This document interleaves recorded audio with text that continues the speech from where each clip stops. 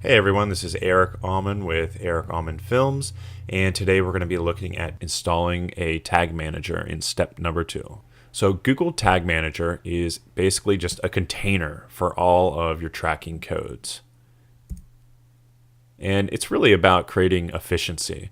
So all these different tracking codes that are involved in a complicated or even a simple funnel, they need installed on every page. And some websites have tools to make that easy.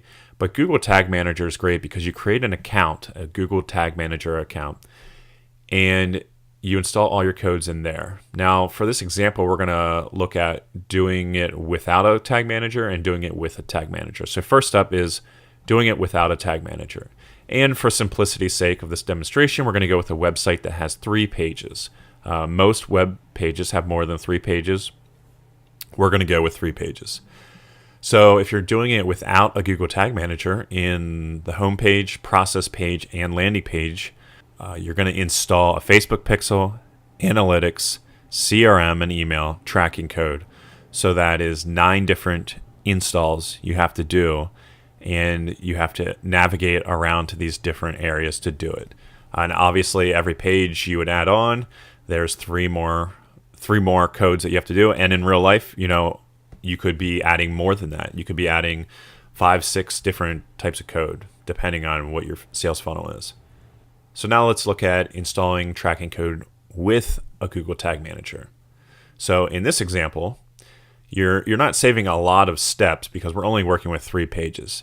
But the more pages you add, the easier it would be. And in fact, if you're using WordPress, you can actually install a plugin on the site and install your Google Tag Manager in that plugin, so you only have to do it once. In this example, we're going to just assume you're not using that plugin because I'm not sure what website you're using, but that is a possibility for WordPress.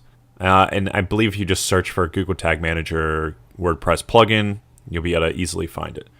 So in this example, last example, we did 9 tag installs. In this one, just on a simple 3-page website, you can see we have 1 install for each web page of the Google Tag Manager, and then inside of Tag Manager, we install 3, plus I have etc. there. So it ends up being 6. The last example you could see was 9.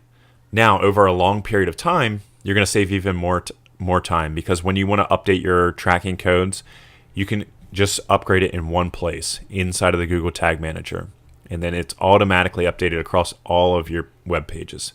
So it's the smarter way to work, and that's what we're all about doing, is working smarter, not harder.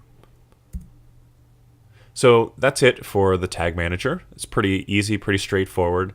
There's lots, if you go to Google, there's lots of tutorials on how exactly to install that. I recommend using the Google tutorials because they're usually the most up-to-date, and I do say usually because not always.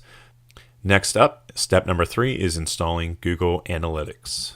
For help implementing an entire green growth campaign for your brand, you can visit ericallmanfilms.com.